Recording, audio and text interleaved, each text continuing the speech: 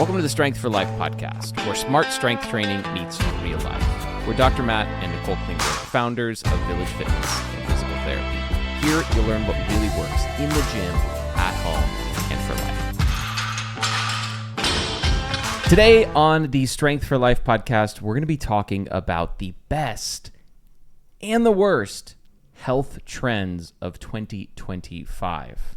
Yeah, and just because something is a trend doesn't necessarily mean it's bad. Some of these things we do have been habits of ours for a really long time. So I'm actually excited because I think some things that are trendy now are actually really good for us and have gained some momentum and popularity. And so more people are doing them. There's more resources for people to follow through with these health trends. And so I think it can be a really good thing. And actually, something on the bad list that we put on the bad list, and all of these are nuanced, just to be honest, it's actually something we used to do pretty consistently and now really don't do anymore. So I'm excited to talk about why in the spirit of transparency. We're going to talk about this is a habit that we did. This is something we've actually coached clients to do. And now we've kind of changed our tune on it. And there's some stuff in the good that we didn't used to do that we've also kind of changed our tune on. So you're going to learn about our journey and transformation in terms of health habits along with us today. But first, do we want to do a recap on our High Sierra Trail backpacking trip? Oh yeah, recap. Go ahead. Tell us, what did you think, Nicole? This was your longest backpacking trip you've ever done. So over rest week, we backpacked the High Sierra Trail, which is about 70 miles. It goes from Sequoia National Park to Mount Whitney, and then back down to Whitney Portal. Which is the tallest mountain in the continental U.S. Yes, it is. At 14,505 feet. Those 5 feet are important. They're very important. So we started rest week as our week that we're closed. We have the week off. Our clients have the week off. And so Nicole and I left Sunday morning with Susan, who is one of our awesome team members out at Village San Marino. And she was at our house at 4 a.m., picked us up. She was actually a few minutes early. Like always. I love it. And she drove us up to Sequoia. We picked up our permit, drove us to the trailhead, dropped us off, and Nicole and I spent 4 days in the wilderness, just the two of us. We did 15 miles the first day, 20 miles the second day, 20 miles the third day, and then about 16, 17? Yeah, somewhere around there. Mm-hmm. We slept in hammocks every night, two separate hammocks. Awesome. Yeah, hammocks are so comfortable. If you want to get into backpacking, I think most people will do a tent because it's kind of normal. Familiar. Mm-hmm. Hammocks are very comfortable. The downside is they probably weigh a little bit more than an ultralight backpacking tent would, or that setup, maybe. And they also can be a little bit colder. So if it's super cold where you're going, you need the right under quilt, which is the sleeping bag that goes under your hammock, and top quilt, which is the one that goes over. Yeah, I loved it. It's like you sleep in like a little cocoon every night. It's very, very nice and luxurious, especially compared to sleeping on the hard ground. That's true. It is way more comfortable. Yeah. But I was really proud of you. Thanks. Yeah. Thanks. Really proud of you. It was challenging. Yeah, it's funny because he has done way more backpacking than I have. And I used to like make fun of him and really the guys that he's done like the John Muir Trail with. And you guys did this trail last year, you, Chuck, Eric, and Jacob. And I was like, why are you so obsessed with ultralight backpacking stuff? Mm-hmm. Like, this is ridiculous. Like, you are researching and getting way too much gear and spending way too much time. And then I said on this trip, like, I'm so grateful that you spent all that time because this is way easier than it would have been if we had just like normal or heavy gear. Because my backpack only weighed like 16 pounds with food in it and yours was like 20. Mm-hmm. So that makes a big difference when you're hiking 70 miles. And it's like crazy. A lot of people we saw had like probably 50, 60, 70 pounds. At least twice what we had. Yeah, backpacks. So I'm very grateful. My back and shoulders are grateful for that as well. So they should be. Yeah, it was, I mean, the experience for me was, I would say, one of the most like incredibly relaxing, but also, you know, it's like that, like you're in nature and just totally present. And then obviously you're doing something really strenuous and hard. And so I like both of those things. And so I think just being really present, like you're not, you know, on your phone, you're not distracted with anything. You're just focused on walking every day. And we had great conversation, listened to some awesome podcasts. Mm-hmm. And had a we great time. came upon a hot spring about halfway through, so our second night of the trip, second of 3 nights.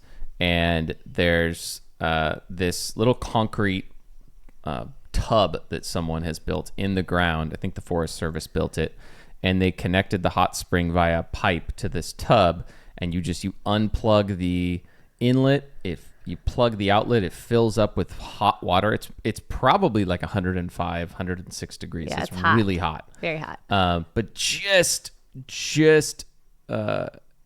it's just not hot enough to be where it burns you. It's like right on the edge of that, but you get in and you're like, whew. So we went back and forth between that hot tub and the Kern River, which flows down below. It was a nice little hot, cold, like contrast therapy session. Yeah. I think my feet were very happy after that. Yeah. Yeah. So the last day or the third day, we hiked basically as far as we could to where the tree line was below Mount Whitney. So we were kind of coming up the backside of Mount Whitney. We put our hammocks in basically the highest trees that we could, which was right below a mountain lake that I really wanted to see, but we didn't get to see because we only saw it from the top of Mount Whitney. So we camped there. We went to bed at like 6:30, woke up at 2 a.m. Yep. and hiked in the dark, like rocky, with headlamps. With headlamps, yes. Yeah. Dark, rocky, just steep mountain. And we did that for a couple hours. We unpacked and repacked a backpack, so we only had to take one to the top once we kind of got to the like crossroads. Then we spent the last 2 miles kind of going a little bit slower, and we made it just a couple minutes before the sun rose at the top of Mount Whitney around like 6:15 a.m. And it was the most beautiful sunrise I've ever seen, but very cold. Pretty cool. Super cold. Very cold. And I think trips like this are really, to me, yes, they're great time together. It's so cool to be in nature, to see all the beauty, but it's also an opportunity to flex our muscle of resilience and grit. And you come back from a trip like that and everything in life just feels easier. It's like parenting feels easier. Now we're back into running a business this week. That feels easier. Workouts feel easier because you've just done something so tough and uncomfortable that it creates this sense of appreciation for all of the things you have in life. And I love having that at least a couple times a year where I'm like, okay, I'm going to get into the wilderness. I'm going to do something tough and uncomfortable. And then you have this reward of all the beauty and the camaraderie that comes along with doing it with other people. But you get this added benefit that just carries with you for a long time. Yeah, totally. And I actually was surprised. I thought like my feet and my knees would like be a little more sore than they were. But I would say like after a day of being back home, I felt pretty recovered. I was definitely more tired. Nice. I think we both have slept a little bit more. Yeah, we have slept a little bit more the last couple of days. But I would say overall, I was like, wow, I'm grateful that we did the steps challenge and that I got 1 million steps in July, because I think that really helped prepare my feet for an absurd amount of walking every day. It's a shame your team lost, though. I know, it really is. It really is. Yeah. How does it feel knowing you only got 800 something thousand steps and I got 1 million? I haven't thought about it because my team won. My team San Marino staff. They did. The San Marino staff won the steps challenge. The Glendora clients won the steps challenge. Yeah, the Glendora clients were awesome. Yeah. They were. The Glendora staff, I'm not going to lie, a little disappointed. Some of you guys gave up week 3. Sad. It's not over until it's over. Yeah, let me tell you, Glendora staff, you do not want Nicole disappointed in you.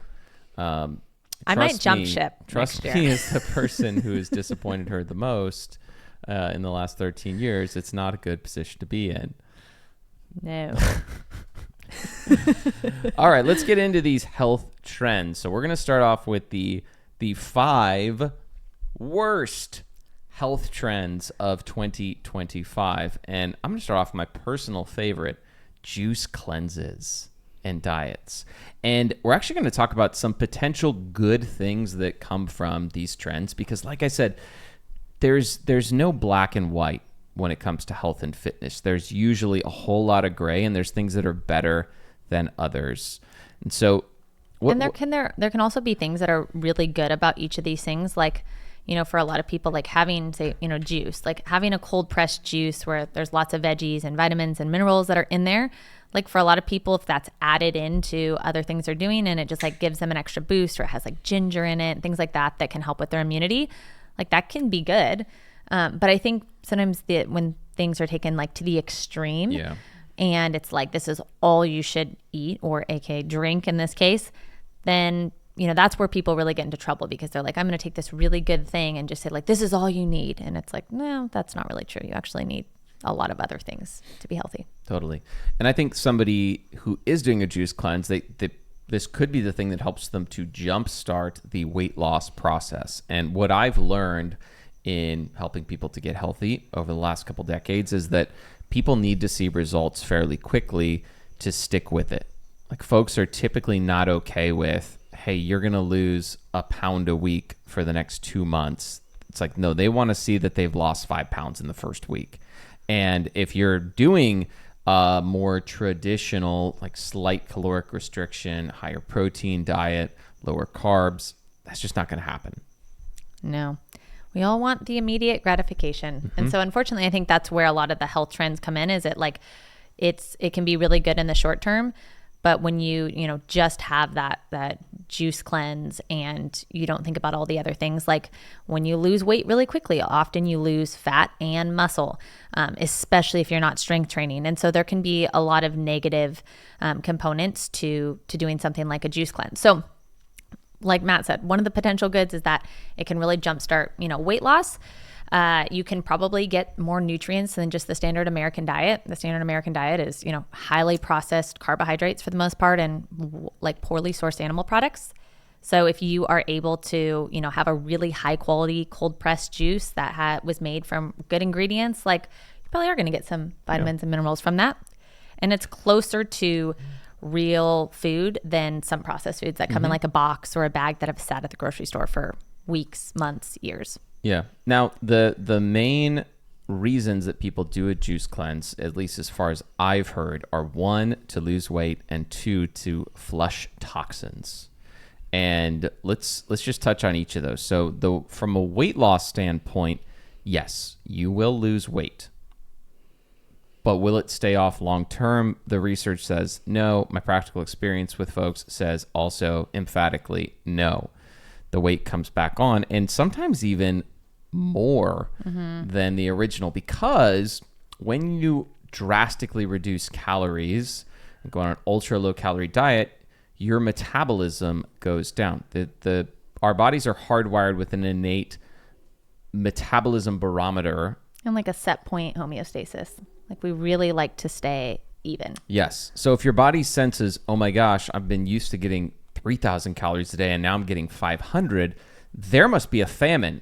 We better reduce the amount of energy expenditure to balance things out. And so, folks that go on, let's say like The Biggest Loser, they'll measure their metabolisms before and after the show, and they'll have a significant decrease in their resting metabolic rate, like 600 to 800 less calories burned per day, way in excess of how much weight that they've lost in less calories burned. And even though people in The Biggest Loser and people on juice cleanses will gain the weight back and then some, their metabolisms stay decreased. And so this is where people get into this like vicious yo-yo dieting cycle.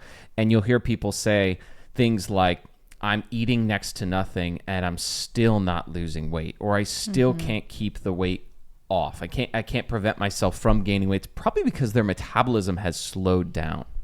And I always think when you think about like nutrition and food, like there can be good to doing something like Matt said about jump starting, but a lot of times, like if it's not close enough to something that you can sustain forever for the rest of your life, like it's just not going to be a good fit. And we've always said that from the beginning, like when we started Village, like eat real food. Like supplements can be good, but and things that are like, help you just temporarily, but often they're so extreme that then people go, it's kind of the same thing as like people that do, like the carnivore, or like some really, really intense, like all they eat is meat, or like all they have is juice. And it's like all those things, it's like, are you going to be able to do this for the rest of your life? If you can honestly say yes, maybe go for it. But I think most people, it's like they can't sustain that. And so they're just going to be frustrated because they're going to lose the weight and then they're just going to gain it back. Yeah. And sometimes more. Yep.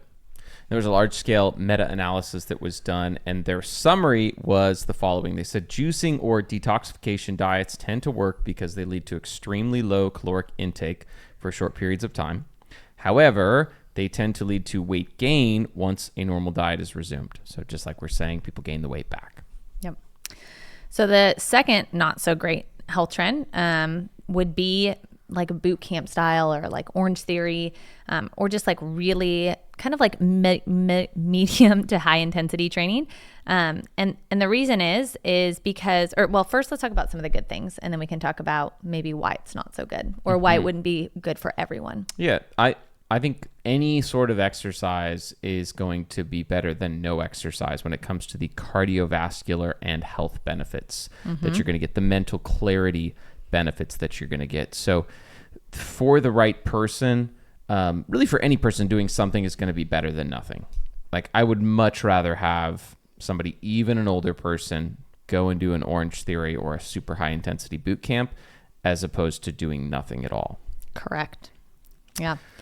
It's also, sorry, go ahead. I was going to say, I think, if you are, it can be a really good add-on would be one of my things that I would say, is because, if you're doing a lot of low level movement and what we'll talk about later, like walking, rucking, biking, swimming, you're also strength training 3 days a week, like adding in something like this 1 to 2 days a week, especially if you are a more experienced weightlifter, or you've been doing exercise for a long time, like it's probably could be a good thing for you, and it will help you stay fitter, be a little bit more robust in your aerobic capacity. However, most of our clients and the people that we interact with, like they're not doing strength training. Right. They're not doing like enough low level our clients movements. are. Yeah, They're doing totally. strength training. But like people that have, maybe before they start with us, like they're not doing strength training, they're not doing enough just low level movement throughout the day. And then they jump into something like this, which leads us into maybe one of the things that is bad about this, and they end up injuring themselves because it's too much too soon for their whole entire body. The other problem with workouts like this, whether it be boot camp or Orange, let's talk about boot camp. So one of the examples that I love to use with people is, when you go to boot camp, you're going to show up and they're going to say, hey, today we're doing 200 burpees because it's Wednesday. Not necessarily because you've slowly and progressively worked your way up on burpees and demonstrated a proficiency with your form and shown that your body can handle and recover from that stress stimulus. It's like, no, we're dosing this randomly. And I think the older you get, the more you need to look at exercise as an intervention, almost like a medical intervention. It's like, I need to manage my dosage of this as a medicine. That's the word I was looking for, as a medicine, an exercise medicine. I need to manage the dosage of this exercise medicine that I am applying to my body. And you wouldn't just all of a sudden go from 0 milligrams of ibuprofen to 5,000 milligrams of ibuprofen. That would lead to potentially overdosing on that drug. And I think the same thing kind of happens with this exercise, especially when you talk about a boot camp or an Orange Theory. So you can do a one-time OD, or you can do a chronic overdose, which is, I think, what happens when people start to get into the really high heart rate for long periods of time training. So you'll see people do Orange Theory 5 days a week. It's like, I really don't think people should be doing that kind of training that often. Yeah, so you're not going to get the same like muscle growth as you would, doing progressive heavy strength training, and you also won't you're also just more likely to get injured, which we touched on. And I experienced this when I taught women's boot camp for a couple years. I just saw women over and over again. It was so sad. It would be like they're working so hard 5 days a week, crushing themselves, and then they're frustrated because they get an injury and they can't do anything. And then like all the progress they've, made is just gone. Yeah. And then they're discouraged and they just stop working out at all, which is like the worst thing that they could do. Versus like if they had started out and slowly built up and maybe done it a couple days a week and like let their body adapt. But instead it was just like all out. You gave 110% every single workout. And that was the mentality. It was like, we will crush you. Yep. You can handle this. And turns out they couldn't. And turns out no one can. Yeah. So Nicole and I have done a lot of different boot campy or cardio fitness type things over the years. In fact, last year, 2024, we did Barry's boot camp every Monday for the entire year. We probably went to 45 Barry's classes. And, we're in our mid 30s. And those were pretty challenging workouts that took a considerable amount of time to recover from. But we had a whole week in between. And it was laid on top of a really big foundation of low level movement. We do lots of walking and progressive strength training. Like we were both strength training 3 to 4 days a week for the entire year. And I think when you have that base, your body, and if you're sleeping and recovering well, which we covered in our last episode, or in a couple episodes back, you'll have a lot better ability to handle the stress of a workout like that. Yeah. I did notice though, like there was a couple of things, like if we did a lot of upper body, like high volume, lighter weight things at Barry's, and like my overhead press just like completely plateaued because I think I was just like so fatigued from the high volume. So there definitely were things that I liked about it. I did like that. I think the benefit of some of these, classes or boot camps too can be that it like it does push you more than if you're on your own. Like if I work out on my own, I most of the time will like work out at, like a 6 or 7. If I have somebody with me, I'll work way harder and push myself a little bit more because I have that competitive drive. And so this was a really good push for me. But again, it was only once a week. And I made sure that I was sleeping well, recovering well. And even then, I don't know if I would recommend it for everyone. So it was fun though. Now we're training for something very cardio heavy, which is high rocks. And I'll just be honest with you, when we do the high rocks race, we're probably going to be in zone 4 to zone 5, between 80 and 100% of our max heart rate for an hour to an hour and a half. Hopefully not more than an hour and a half. I hope not. Yep. Let's see. And to train for that, we need to be in that state. But Nicole and we've kind of reorganized our training for the next 10 weeks, 11 weeks for high rocks. And then we plan to do something different. Like this is not going to be our forever training every day. Like I think I would not enjoy it nearly as much. Well, I think you'd be walking a very fine line for injury. And we're already, as we have set high rocks as a goal, we've already had to be a lot more intentional with our training and recovery and really think about, okay, how do we put our bodies in a position to handle this volume of stress and training and still be able to, feel good. Yeah. And I don't think that would be sustainable year round. I mean, not with our current life stage. Nope. So. All right. Number 3. Now, this is one that we have coached people to do. We've done workshops on this thing, and now it's ended up in our bad health trends. And really, the way that this goes bad is when it's like chronic and overly obsessive. And that's fasting and time-restricted eating, especially for the aging adult, especially for postmenopausal women. Yes. So we've done fasting, both of us. In fact, I think in 2021, I did an entire year, 3 days a week, I would eat 1 meal a day. So Monday, Wednesday, Friday, I wouldn't eat until dinner. I would have, coffee, I'd have some bone broth at lunch, and then I would eat dinner. And I lost like 10 pounds. But then I just kind of plateaued, and even though I was still doing it, I was slowly gaining back body fat. And so it worked for a long time, and then it just didn't work anymore. That was kind of my experience with it. And I didn't have great energy on the days that I would fast. Like I felt fine. I got used to it, to where I wasn't super hungry all day. I felt like I could think pretty clearly, but as far as my workouts would go, like I just didn't have great energy to do a super high intensity workout on a fasting day. And at the end of the day, when I shifted gears and just wanted to start to build some muscle, and I knew that was no longer going to be a great solution for building muscle. And over the years, we've begun to realize how important muscle is for our clients because of its links with longevity, with mobility, with their ability to function and stay independent long term. And not eating for an entire day will certainly not do good things for your muscle mass. Correct. Yeah. And I think the idea behind, fasting or intermittent fasting is that, people eat way too much of the day now. So instead of, it used to be that people ate 12 hours a day. Now they eat 16 hours a day. Like they start, eating first thing in the morning. They have usually something like, instead of eating, they actually have like a sugar-laden beverage. Then they go into, breakfast, which is usually high in carbohydrates. They have a snack, they have lunch, they have more snacks. That's, things around the office throughout the day. Then they go into dinner, they eat dinner, and then later in the evening, they snack, they have ice cream, they have, chips in front of the TV. So, the eating window for the average American is too long. And so I think the pendulum swung so far the other way where it was like, oh, only eat 4 hours a day or 6 hours a day or 8 hours a day.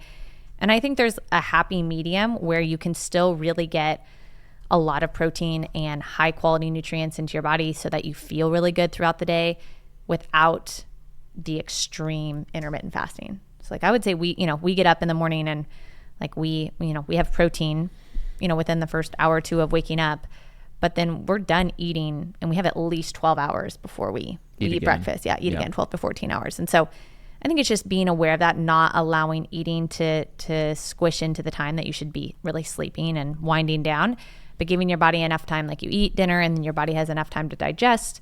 You get to go for a walk after dinner. Then you start the next day, having 12 hours before since you've eaten your last meal. Yeah. And so the process of building muscle requires an increase in something called muscle protein synthesis, which is a process that turns on within our bodies to build muscle. Mm-hmm. And there's two main things that turn that on. One is eating protein and the other is strength training. Now, the older we get, the less turned on muscle protein synthesis becomes with either of those things, whether that be protein or strength training. Thus, as we age, we actually need more frequent stimulation of muscle protein synthesis. So we need to be eating protein more frequently, and we need to be strength training actually more frequently as we get older. So if you're not eating 2 meals out of the day, you have zero muscle protein synthesis from your food anyways. And one of the best things you can do is just to make sure you get 30 grams of protein at every single meal. Now, you can make up for that by having a ton of protein later in the day, like at your last meal, but that's tough. And it's tough for your body to digest all that protein all at once. And people often get to the point where they're like, I'm just forcing food down and I'm like really uncomfortable eating the amount of food that I'm eating. Like it's not pleasant for anyone. No. So I would recommend, if you're trying to build muscle, which I think you are if you're listening to this podcast, or at least wanting to maintain your muscle, that you have 30 grams of protein spread throughout the day, 3 days a week. And if you are going to use fasting, use it as a tool to build discipline. Maybe it's a spiritual discipline for you, or it's something that you do temporarily to burn body fat. Research does show that fasting does fairly well in terms of helping people lose weight without lowering their resting metabolism, at least in the short term. My personal experience was that over a year, it kind of stopped. And I think my metabolism plateaued or started to go down after that time. But the research that's like 8 to 12 weeks has not shown any decreases in metabolism with a shorter term intermittent fasting protocol. And I think it's always good to be metabolically flexible. Like if you are reliant so much on carbohydrates and glucose for fuel that, you can't go a couple hours without eating, like that means that you're not able to tap into your fat stores to burn fat for fuel. And so that's one of the benefits of intermittent fasting, is that you start to be able to actually tap into your fat stores to use that energy. But I think that you can accomplish a lot of that by, not eating for the 12 to 14 hours per day. Yeah. That is, I think, just as effective. To add on to that too as well, like I think if you were to do intermittent fasting and you did it every once in a while, and it's like, hey, I'm going to do an 18-hour fast for this day, or I'm going to do a 24-hour fast like once a month. I think some of those things of just like doing something really challenging, maybe on a day when you're not going to be training, that can have a lot of benefit, just to kind of like, so that your body just gets used to that and it's like, oh, this is something different. But I think the like sustained daily, weekly, monthly intermittent fasting for people is just like their body kind of adapts to it, and then it becomes less effective. Definitely. Let's get to number 4. Great. So yoga and Pilates as your sole modality for training. So we have a lot of, especially women in their 50s, 60s, that only do yoga and Pilates. And these are people that typically will do that because they want to be long and lean, as they say. And that's what they'll tell you. They'll tell you if you want long, lean muscles, then you have to do one of those 2 modalities. Yep. Unfortunately, it doesn't work like that. There's no way to lengthen one's muscles. They will just shrink and be smaller. Yeah. Which, if that's what you're after, if that's what's most important to you, is to have as small of a amount of muscle mass as possible, be our guest. But most people listening to this podcast want to have muscle. And actually, what we're not after here with building muscle is looking like Arnold Schwarzenegger, a bodybuilder, or a female CrossFitter. Those people train many hours every single day for years. Many of them are on performance-enhancing drugs. They're often very young. And they are eating a lot. Eating a ton to get physiques that look like that. And frankly, it's kind of insulting to say, hey, you think you're just going to lift weights a couple times and then wake up and look like that. There's a great Trey Kennedy skit. He's a comedian where he's trying to convince his wife, and he's playing both characters, the husband and the wife. And he's trying to convince his wife to lift weights with him. And she says she doesn't want to get too bulky. And then she lifts one weight, and all of a sudden, boom, she's wearing a muscle suit. And she's like, babe, look. So some of the good to... We should link that. Jamila, can we link that in the show notes? It's so good. It's so good. So yoga and Pilates, like Matt said, they're not bad in and of themselves. I think they can also be a really good, just like a Orange Theory or a Barry's Boot Camp could be a really good complement depending on what your goals are. You get low-level movement. You get some mobility work in, some core work in. But that it's just not enough to sustain, increase muscle mass, increase bone density as you age. My favorite is, I think of all the yoga, is like the aerial yoga. I'm sure a lot of you have seen those videos of like the trends that women do. And it's like these women like floating on silk and like how, and I'm sure there can be some good in that, but I think it misses. It's like we're always looking for like that shiny object and the thing that's going to be like the magic pill. And I think time and time again, we just see that it's like the hard work of being in the gym, eating clean, and having a lot of low level movement that drives the needle forward. But nobody wants to be told that. They want the thing that looks fun and it's easy and like it doesn't stress me too much. And I think, and I feel great after. And it's like, I'm sure there's some benefit to that. But if that's the only thing that you're doing for exercise, again, something is better than nothing. Like we'll always say that. We're never going to tell somebody don't exercise. Like we always, like any type of movement is better than none. Yep. However, one of the deceptive things about yoga is, and stretching in general, especially for people in pain, is that it feels good in the moment when they stretch. And that's because stretching stimulates something called Golgi tendon organs, which allows muscles to release. And then what often happens is that they tighten back up, sometimes even tighter in response to that stretching in the long term. So people will be in even more pain after the next day, after they do a bunch of yoga or stretching. The other thing I've noticed with people that are heavy yoga folks, I worked with a yoga professor or teacher one time for physical therapy for her shoulder, and she was so overly flexible that she had actually compromised the structural integrity of her joints. She had hip issues, and she had shoulder issues, and she had knee issues and ankle issues, all because she was constantly overstretching herself to the end of her range of motion. And the difference between stretching like yoga and strength training is that with strength training, you're going through a full range of motion, hopefully, but you're getting strong through that entire range of motion. So what I like to say is, not only are you able to access your full range of motion, but you own it. You own the range of motion at every single degree of the motion. Yeah, love it. And then number 5, the fifth, the final health trend to avoid is relying too heavily on biohacks and ignoring the basics. Yeah, so biohacks were created to maximize. What is a biohack? Maybe you should explain that. Okay. Well, a biohack is a habit or practice that you implement into your life to hack your physiology and to improve your health, typically. So something like a hyperbaric chamber. Hyperbaric chamber, red light therapy. I'd probably put in there sauna, cold plunge. Maybe things like peptides could be in the biohack space. Supplements could be in there. You could pretty much put anything in there. Strength training could be a biohack, if you will. I don't think strength training is. Well, anything could be a biohack. It's true. But I think it's like kind of all of those little things that can maximize your recovery, can give you that like 1% to 2% increase in performance.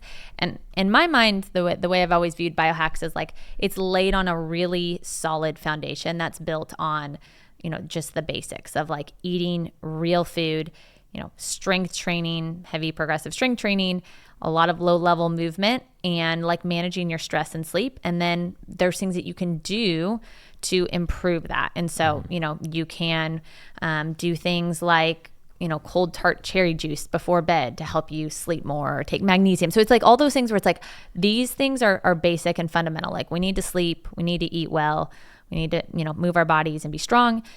And then these things are all just going to help make those, those improvements that maybe like you'll get 1% to 2% better, maybe sometimes 5%, but it's not going to be like if you only drank cold tart cherry juice, that was the only thing you did for your health. Juice cleanse. Yeah, juice cleanse. Like it's just not enough. You have to have the foundation first, and then you add these things on top. Yeah. And I think the reason that people latch onto them is because it's so much easier to do the thing. Like it's so much easier to just take a shot of cherry juice before bed than it is, to actually turn your phone off and go to sleep for a full 8 hours and then wake up and do strength training and walking and whatever it is. So yes. So I would say also, yes, and the 80-20 rule really applies here. So 80% of the results that you're going to get in health and fitness are going to come from the most basic 20% of the interventions. And so I would put in these categories sleep. Get 7 to 8 hours plus of sleep per night. Low level movement. Make sure you're walking a lot and just moving your body all throughout the day. I think 10,000 steps minimum is a good jumping off point for most people. Maybe a little bit less if you're older, more if you're younger. I mean, I think for steps, as long as they're like working to improve, like if someone's doing 1,000 steps a day, 10,000 is a lot. And if you jump too quickly, like you could, overdo it. But I would say like set a goal to improve by 1,000 steps a day each week. And then, I mean, I think really the minimum for like on the research shows is 8,000. Yeah. However, 10,000 it's a nice number. It's a nice number. It's a nice number. Yeah. So that's number 2, 3. I don't know. I lost my train of thought. The 80-20. Well, I know that. Yeah. Strength training. Also 3 days a week, heavy progressive strength training. And then the fourth one is eating a whole food diet, meaning you're eating real food that comes from something. So vegetables, fruits, meat, nuts, seeds, dairy, and other animal products, fermented foods, things like that. If you bias your diet towards that, if you do the movement habits, if you sleep 7 to 8 hours, that's really the 80%. That's the 20% of intervention that's going to get you 80% of the results. And if you're not doing those things, I just wouldn't worry about the rest. Unless there's something where it's like, hey, I can't sleep 7 to 8 hours a night. I'm trying my best, but because of life, I just can't do that. Whether it's your schedule or you're a shift worker or something like that. You got a baby. Then it's like, okay, I've at least checked that box to the best of my ability. Now I'm going to go focus on this other thing, this next thing, which is the biohacks. And so all those things we listed off, intermittent fasting, red light therapy, sauna, cold plunge, supplements, peptides, coffee enemas. I don't know if I'll ever try that one. Me and my friends, this is probably too much information. We joke about anal sunbathing. TMI. TMI? TMI. Let's move on. Okay. As it's a biohack. It's a butt. Oh my gosh. Oh, man.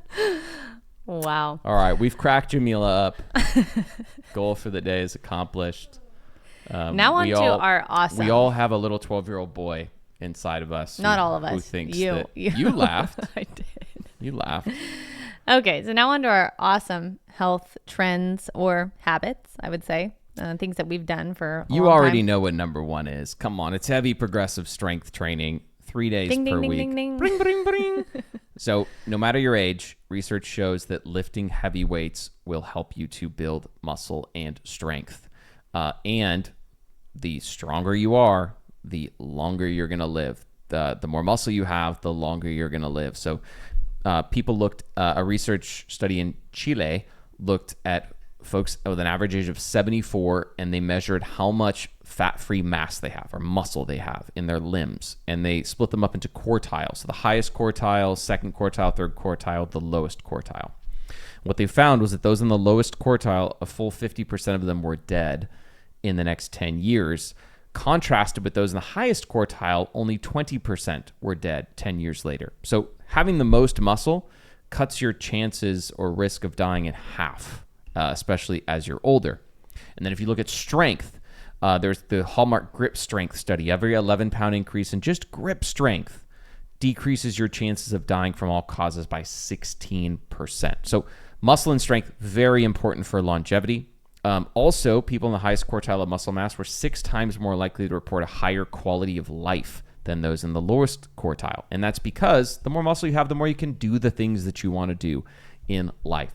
And so it's never too late to build muscle and build strength. There's research studies on 80-year-olds, on 90-year-olds. The Fiatarone et al. Study looked at nonagenarians, people in their 90s, and they took them through an 8-week progressive resistance training program, meaning they progressively increased the amount of resistance the people were using for their strength training. And they found that they were able to increase their muscle mass and their strength significantly, even in their 90s. So if they can do it, you can do it too. And it'll help you with your longevity. It'll help you with your quality of life. It'll help with your metabolism and your body composition. There's just no end to the benefits. Now, the training needs to be progressive, meaning you slowly and steadily increase the resistance placed on your body. And it needs to be done with exercises that are similar to things you're actually going to be doing in real life. So that's why we do deadlifts, squats, and overhead presses, because those are real movements that are functional, meaning they're similar and have carryover to real life things like picking grandkids up off the ground, tossing them into the air when you're playing with them, putting a heavy suitcase in the overhead bin. Getting waters at Costco. Turns out it's harder than it looks. Lifting a heavy bag of soil because your wife wants to re-soil the garden multiple times a year, it feels like. Just once or twice. Yeah, twice is multiple. I lift my own bags of soil. Hey, you do, because you deadlift. So funny. Squats, being able to get down on the ground and back up, or the toilet and back up. Yeah, it's always so interesting to me that Tell the Jeep story. Oh, yeah. Don't say who it was. I won't. So first, people come to us and they'll say things like, my doctor told me I can never squat again. And I try not to chuckle, because if you think about it, it's like, that's just impossible unless you never, flex your hip and your knee. Like, you're going to have to get up and down out of a chair. You're going to have to get in and out of a car, which I'm going to talk about in a minute. Like, you're going to have to get up and down off the ground. Like, you have to squat. So why would you stop practicing that? It just doesn't make sense. But I think people just, they don't know, and they think of squats as like really heavy back squats, and realizing like progressive, strength training can start with body weight squats to the box, where you literally just work on your mobility. Like, you're not adding weight. Assisted squats, like holding onto a TRX or holding onto a door post or frame. Like, you don't even need to use your entire body weight to start the progression. Yep. Jeep story. So I was driving down the street the other day, and I saw this lady. I had slowed down. It was a narrow street, and my daughter and I are in the car, and she says like, "Oh, what's going on with that lady?" And I said, "Oh, that's really sad. She tried like 3 or 4 times to just get herself into the Jeep, her own Jeep. She was with her mother, who looked like she was in her 90s, and she was probably in her 60s, somewhere around there.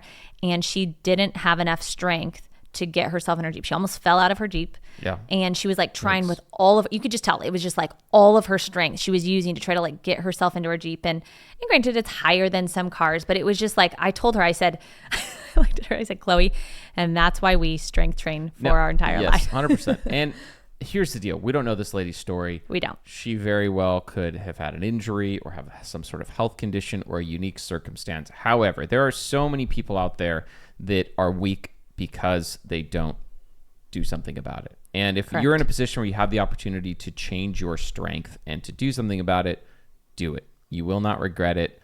Your life will be so much better because of it. And I think a lot of the reason that people fall when they lose their balance is less because they have bad balance and more because they have bad strength. Like this lady getting into the Jeep or the person going up and down the stairs. It's like they don't have enough strength to confidently walk up and down the stairs or to confidently lift their leg just to get to the next step. And that's often why people fall. One of the most common, or the most common place people fall, what do you think? I'm going to guess the bathtub or the shower. The stairs. Oh, the stairs. Okay. Do you think it's going up or going down? Down, because it's eccentric, meaning muscle lengthening as you're going down the stairs, which is much more difficult to control than the concentric, or the going up.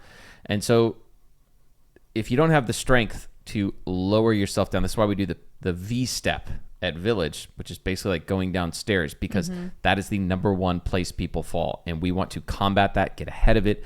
And the V-Step also built incredible knee strength and resilience and beautiful quads. So other reasons to do the V-Step are many, but preventing falls is another one. All right. Let's move on to our next one. Yeah, get off the resistance training high horse. We could talk about that for a whole episode. We did. So protein.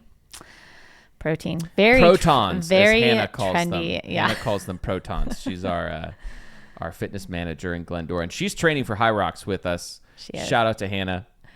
She listens to our podcast. I love it. She also likes to send me videos of older people doing high rocks. Because you're old, Nicole. She says if they can do it, you can do it too. Say thanks, Anna. They're like 40 years older than me. I don't know if you know how old I am, but I'm not there yet. Getting close. But it is encouraging. It's encouraging. It's like if somebody in their 70s and 80s can do it, I can do it in my 30s. Jamila says we're old too. Yeah, she does. Yeah. We're out of the loop.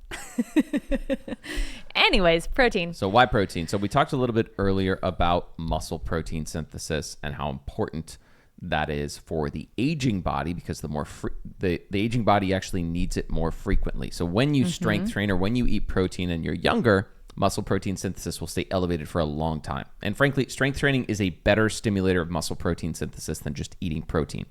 However, all things being equal, people that eat protein, even without exercise, people that eat high protein diets will build and maintain muscle mass. So let that sink in. Even without exercise, people that eat high protein diets will build or maintain muscle. Love it. I mean, I feel like that's good enough. It helps to, also support recovery. And it can just, in general, it will make you also fuller longer. That would be another thing that I would say is like, if you eat a large steak versus say, a bread or a big, amount of calories. Bowl of rice, same amount of calories. Like if you eat, or say a bowl of cereal or something like that, you will be hungry an hour later. If you eat the same amount, cereal. Yeah, with the cereal or the rice or something like highly processed carbohydrate. You have steak, you have a huge steak, like you're not going to be hungry for hours. And so I think it's very satiating. It also just really helps your body it takes a lot longer and it takes more energy to actually process the protein than it does carbohydrate and fat. I think another thing to note too let's talk about that. So protein has a higher what's called thermic effect of food, or TEF. TEF? Thermic effect of feeding. Thermic effect of food. Oh, okay. I think. What could be feeding? I don't know. You're probably right.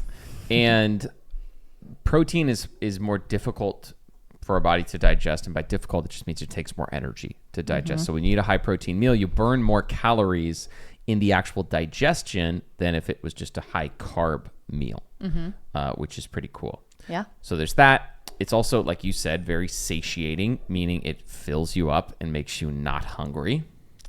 Correct. And research shows that consuming a high protein diet can lower waist circumference. It can actually decrease body weight. And super interestingly, there was a study where they had younger adults eat a high protein diet or eat an ultra processed food diet. And they found that those who had higher protein and lower carbs with their ultra processed foods actually lost more weight than those who just ate the higher carb. Even though they were all eating ultra processed foods, people with more protein lost more weight than people eating more carbs, just all other things being equal. So all right. Next up, creatine. Favorite topic. Yes. So trendy. Very trendy. I love it. It's one of those things again where it's like, it's been around for a long time. It's always been kind of associated with gym bros and their creatine supplementation. Turns out it's for everyone. It's good for everyone, which I love. So we take 5 grams of creatine every day, usually with milk and some protein powder, typically around the time before or after we work out. It's just an easy way to get it in. Some people drink it with water. Some people, just take it dry straight up. Dr. Justin. Oh, can't do it. Tried it. It's horrible. Anyways, so what is creatine? Why don't you get into that? Well, creatine is a combination of natural amino acids that are found in foods like beef and fish. And it's actually a natural compound that our body makes. And we need to get it from food. So The main reason that we want to supplement with creatine is because we just don't get enough of it to really maximize the benefits from it. Yeah. And also women usually have about 20 to 30% less creatine than men, just in general, what we store. And this also starts to decline with age. So it's really important for women, maybe more important for women to take creatine than men. Yep. But both should take it. So to get the same amount of creatine as you would in a single scoop, a 5-gram scoop, you would need 3 pounds. 3 pounds of beef. That's a lot. Which is a lot of beef, especially considering, a normal burger is like a quarter pound. So like 1/12 of that. So creatine fuels your muscles in the first, 0 to 10 or so seconds of exercise. So this is like picking up a grandkid. This is going down the stairs. This is lifting something heavy. And this is just building muscle too. Creatine will help to pull water into your cells and help your muscles to function better, help them to recycle energy faster so that you can output more sooner. Yep. And so here's what the research says. There was a meta-analysis of 19 randomized control trials with 721 older adults, so ages like 50 to 70. They did creatine and did resistance training, and it led to them gaining 3 pounds more lean mass plus significantly greater strength in both the upper and the lower body compared to just training alone. So training plus creatine leads to more muscle gain and more strength. Now, what's really interesting is that the benefits extend beyond just muscle. There's some really unique research coming out to show that creatine may help in the prevention of Alzheimer's disease and helping to keep our brains healthy and functioning at a high level. And some people are taking creatine just for the day-to-day brain clarity benefits that they get. Someone on our staff, I don't know if he would want us sharing this, but he takes like 20 grams of creatine every single day, 4 scoops.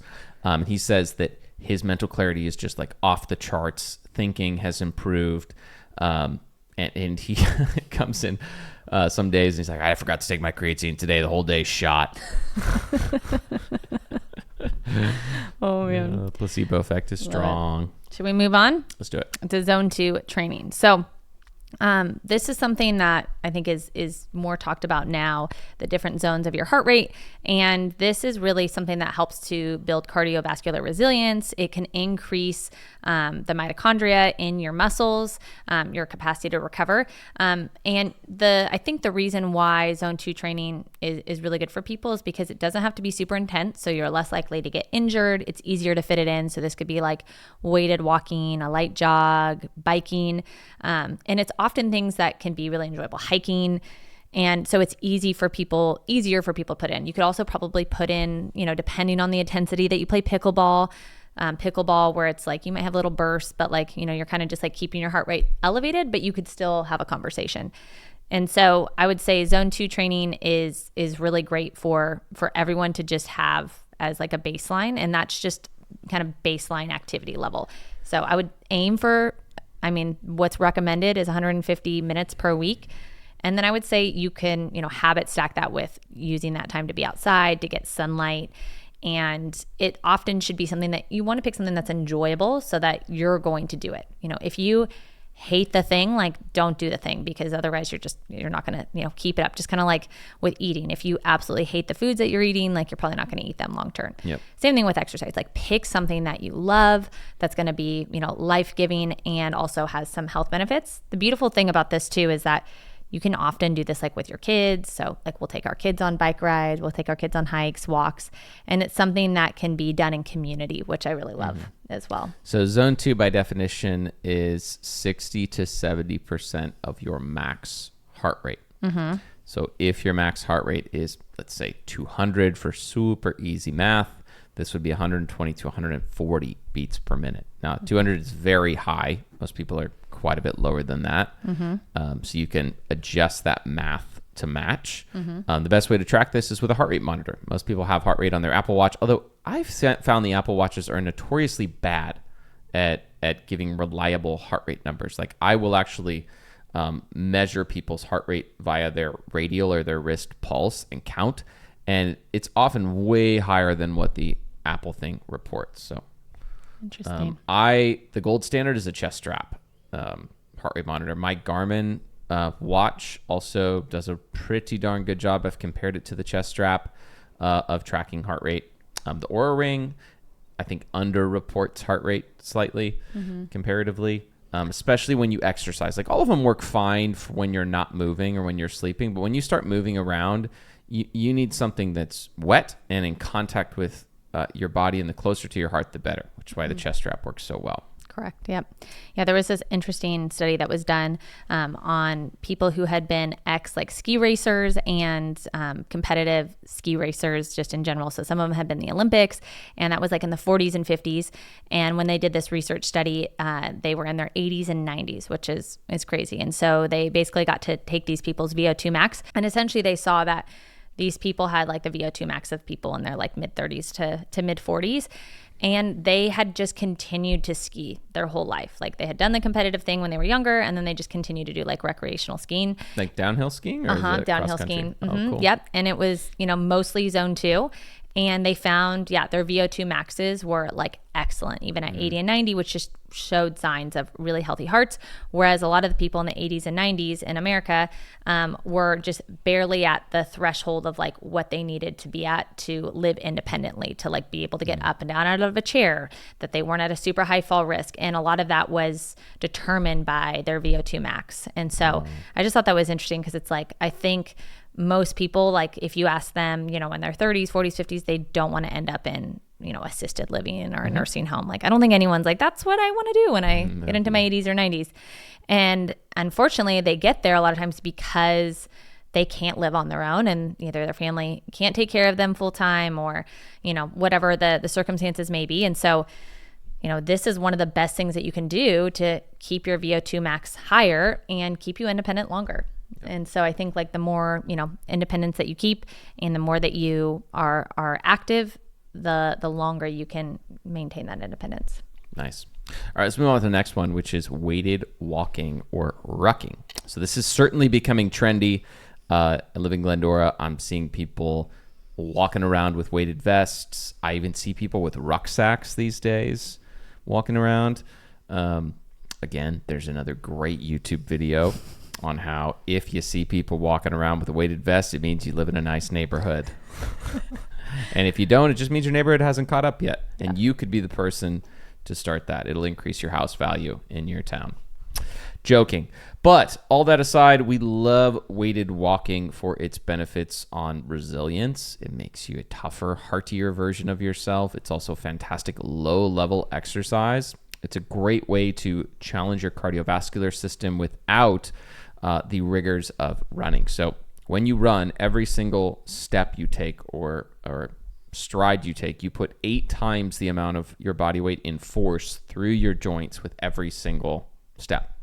When you ruck, or when you walk, it's more like 3x. So even with the added weight of the rucksack, you're nowhere near that 8x multiplier on force getting put through your body. So it's a much lower impact way to train your cardiovascular system and train your body. Mm-hmm.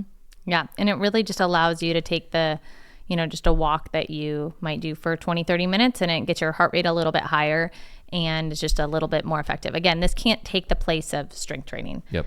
You still need to strength train. There's still not enough research on if it really helps, bone density long term.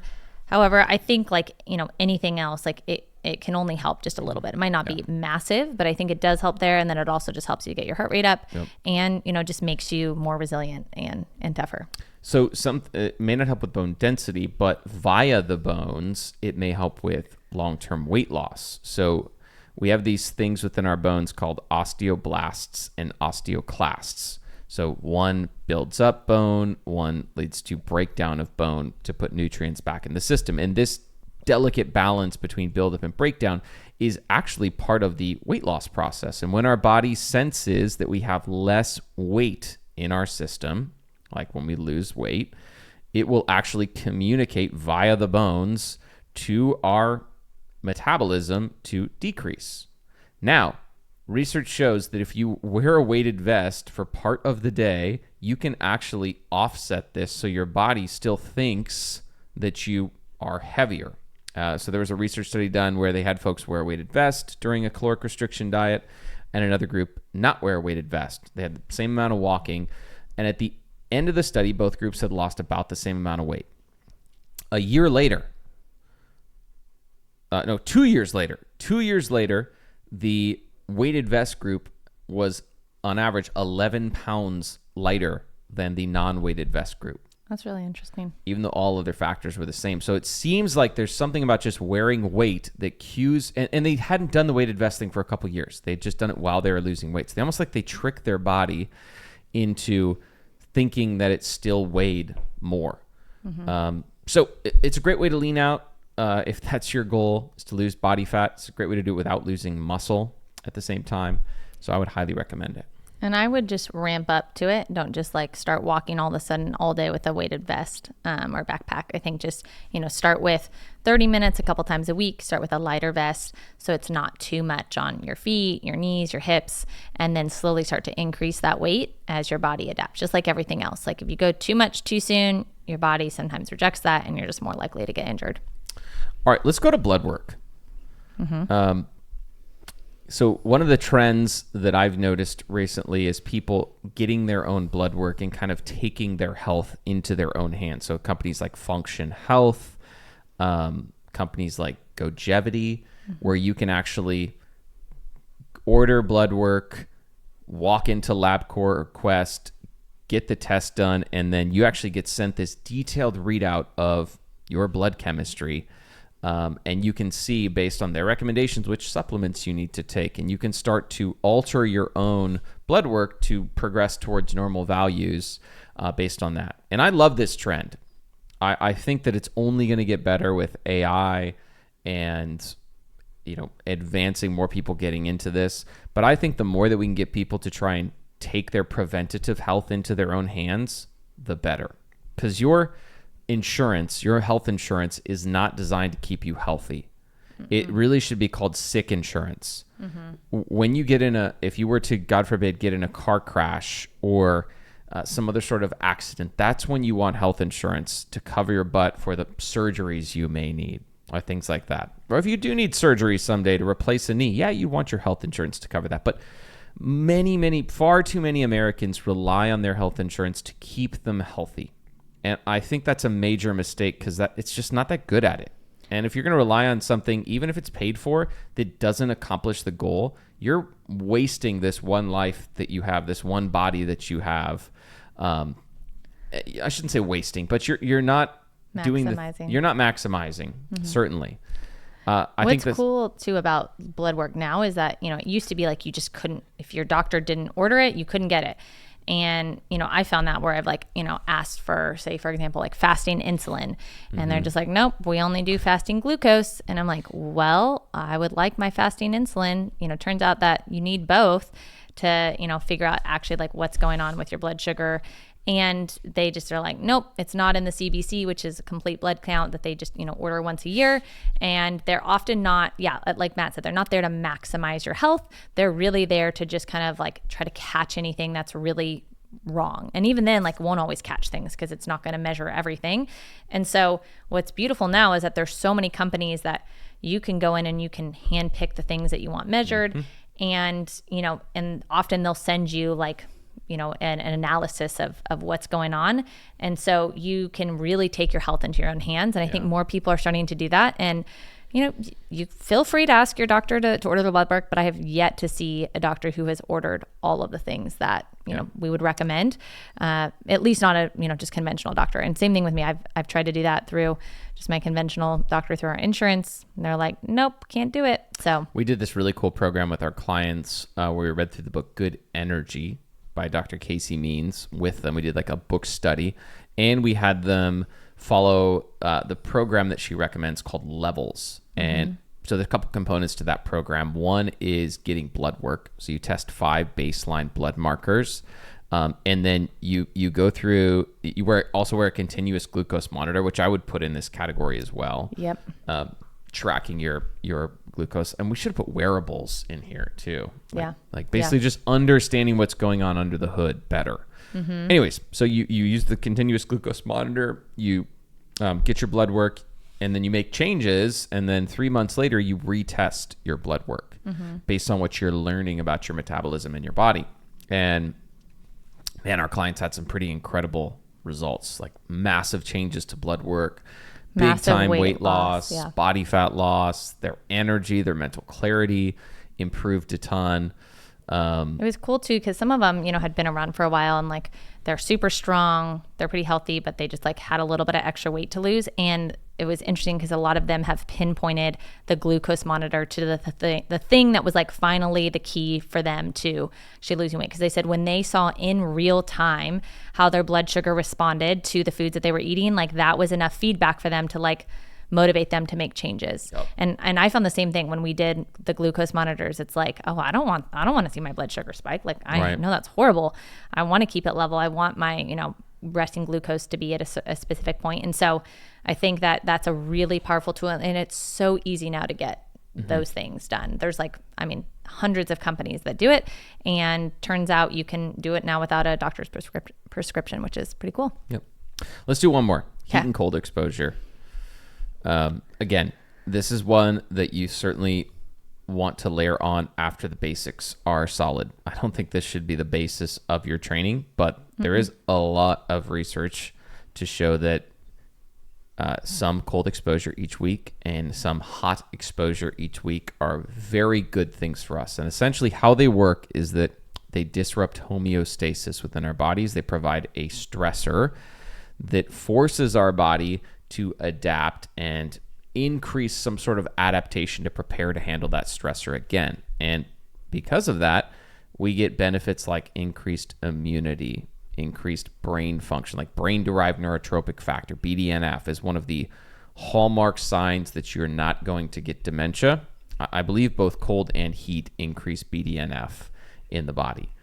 And so we have a cold plunge. We try to go in there just about every night for 2 minutes. We keep ours at what temperature? I think it's like 50 to 55 degrees Fahrenheit. I always forget because I have to convert it. It's in Celsius now. It's definitely not warmer than 50.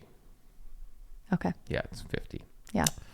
And then we also have a hot tub that we go in, and we're considering getting a sauna.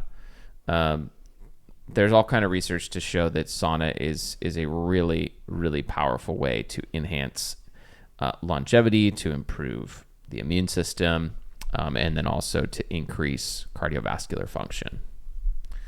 What have you learned about sauna and cold? For women, sauna is actually better than cold plunging, specifically because of the heat shock proteins that happen are upregulated, and it can be a really good thing to do right after you work out. And it can also give you some of the cardiovascular benefits of just like the sweating, increased heart rate. And so again, it's not like in place of, it's in addition to, and I think it's supposed to be like anywhere from, I'd have to look again at the research article I read on it, but it's like somewhere between like 40 to 60 minutes of high heat sauna. Turns out infrared saunas can be good because of the red light, the infrared, but you're going to be better off at a high heat, like true sauna that can get up to like 180 to 220. And that's where you see the most benefits, and the most research is done. And so that's what I'm going for. I really want a high heat sauna. Okay, noted. Yep. Christmas. So I would say cold, you just don't want it to be too cold for women. That's why we've kept it a little bit higher. It turns out that our bodies don't respond as well, our hormones, when it's too cold because of just like how much it shocks our body. And so we do well with cold, but we actually do better with heat. So I'm happy about that because I like the heat better than I like the cold, but I like both. And I think that the cold plunge, I have noticed, like, I think we sleep better when we do the cold plunge. I've noticed a difference in my recovery, especially after like runs. I will be like, oh my gosh, my legs and my knees and my feet are just like cooked, and I'll get in the cold plunge and I'll like wake up and won't notice them at all the next day. So nice. I do think that it plays a big role in recovery. Yep. Cool. Question time? With a question? Oh, yeah. Yep.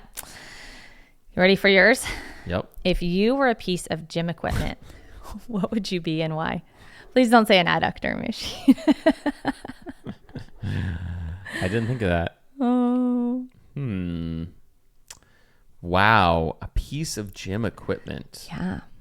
Dang. I'd be a barbell. That's a good answer. Yeah, I'd be a barbell. Why? Just versatile, classic, Hardy. rugged good looks. Long, strong lean, and jawline. slender. Yeah. No, not that. No. Yeah, I'd be a barbell. I would hope that you would answer that. All right. Question for you. Which High Rocks event are you least looking forward to of all the different things in High Rocks?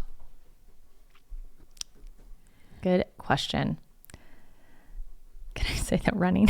You can. That's one of them. Say the running. I think all of the, quite honestly, ski erg. Like I always say when we do our cardio days where we do 5 minutes of skiing for our clients, which I used to think was a long time. Turns out it's not that long, but it feels like a long time on the ski erg.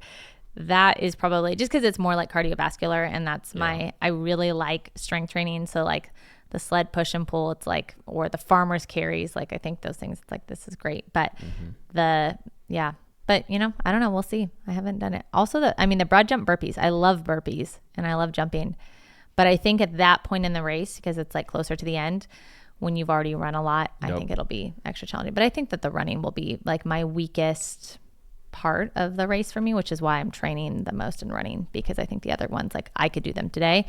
The running I could do, I don't want my heart rate to be too high for too long and suffer through the whole thing. Nice. Yeah. Well, thanks for listening to the Strength for Life podcast. Like, subscribe, leave us a comment. We want to know what you guys want covered in future episodes. Love if you leave us a comment with suggestions. And until next time, I'm Dr. Matt. And I'm Nicole Klingler.